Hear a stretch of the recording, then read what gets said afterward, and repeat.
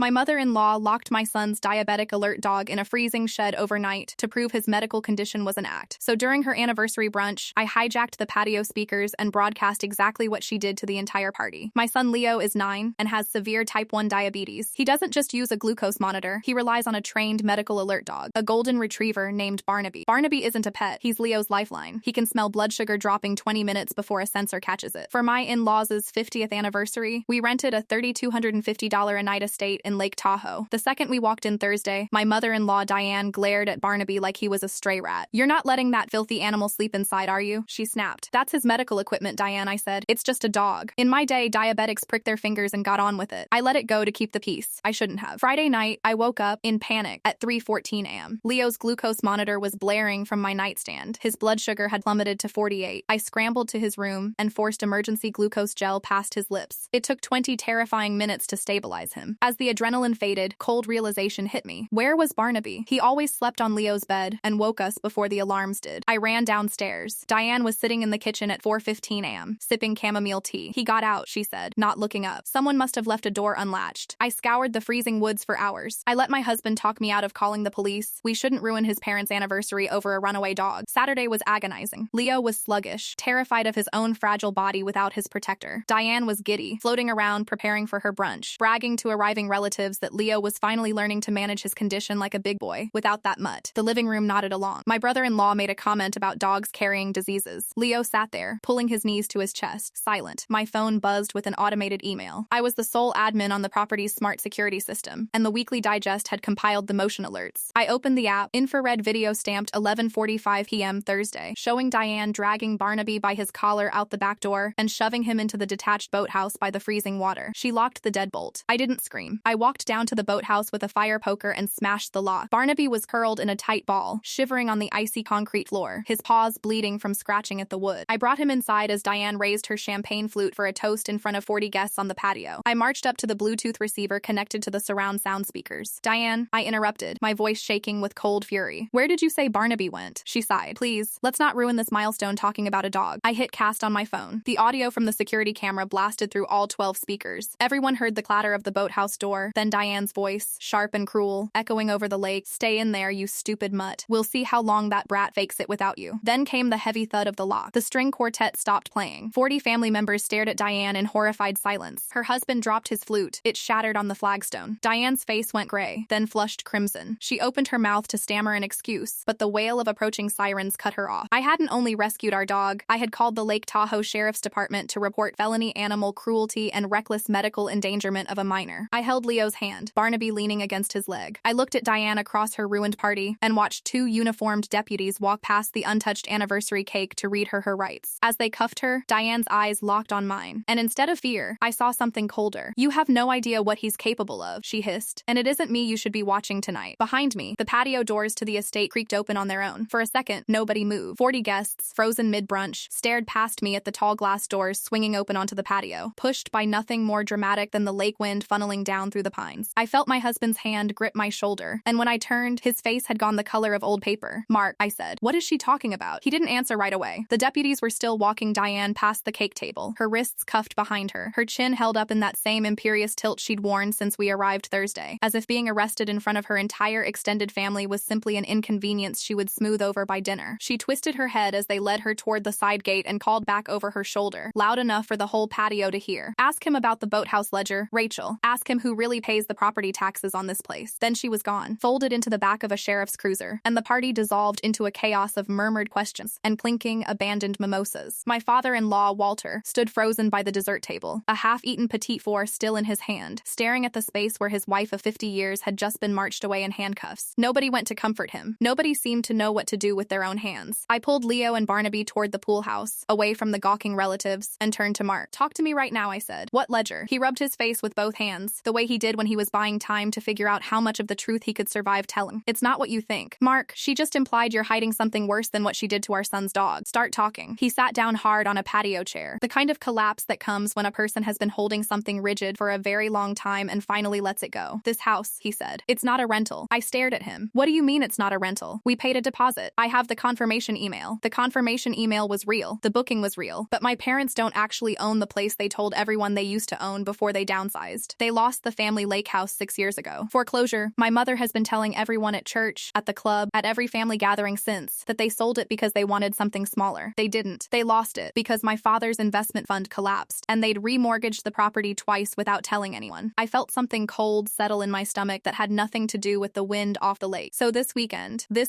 we're standing in the actual house they lost. I found out 3 months ago. Diane wanted this exact property for the anniversary, no substitutes, and she made me handle the booking myself instead of using the family assistant, because she didn't want anyone else to see the paperwork. When I pulled up the listing, I recognized the kitchen from childhood photos. I called the rental agency to ask who currently owned it. He stopped, swallowed. It's owned by a holding company. I did some digging. The holding company is controlled by my mother's younger brother, Uncle Curtis, the one who never comes to family things, the one who bought the house out of foreclosure for a fraction of its value, specifically so my mother could keep pretending she still had it, 1 weekend a year for occasions like this. In exchange, she signs over almost her entire monthly Social Security and pension income to him, has for 6 years. It's why they suddenly couldn't afford Leo's summer camp 2 years ago. It's why they stopped contributing to the grandkids' college funds. She's been bleeding herself dry to maintain an illusion, and blaming everyone else in the family for being ungrateful when she couldn't be generous anymore. I sat down slowly across from him, my legs unwilling to hold the weight of this on top of everything else. Barnaby pressed his warm body against Leo's legs, and Leo, who had been silently listening to all of this with the 2 old eyes 9-year-olds sometimes get when they've had to grow up faster than they should, reached down and buried his fingers in the dog's fur. "Why didn't you tell me?" I asked. 3 months, Mark, because I didn't know what to do with it. She's my mother. I kept thinking I'd find the right moment, some way to bring it up that wouldn't detonate the whole family. And then this weekend happened, and Barnaby happened, and